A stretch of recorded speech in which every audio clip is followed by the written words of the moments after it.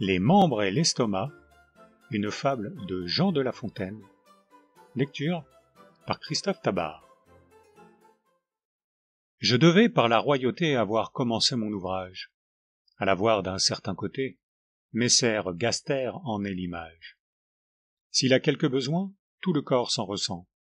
De travailler pour lui les membres se lassant, chacun d'eux résolu de vivre en gentilhomme, sans rien faire, alléguant l'exemple de Gaster. Il faudrait, disait-il, sans nous qu'il vécût d'air. Nous suons, nous peinons comme bêtes de somme. Et pour qui? Pour lui seul. Nous n'en profitons pas. Notre soin n'aboutit qu'à fournir ses repas. Chaumont, c'est un métier qu'il veut nous faire apprendre. Ainsi dit, ainsi fait. Les mains cessent de prendre, les bras d'agir, les jambes de marcher. Tous dirent à Gaster qu'il en alla chercher. Ce leur fut une erreur dont ils se repentirent. Bientôt les pauvres gens tombèrent en langueur.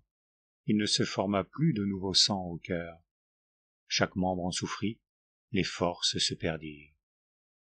Par ce moyen, les mutins virent que celui qu'ils croyaient oisif et paresseux, à l'intérêt commun contribuait plus qu'eux.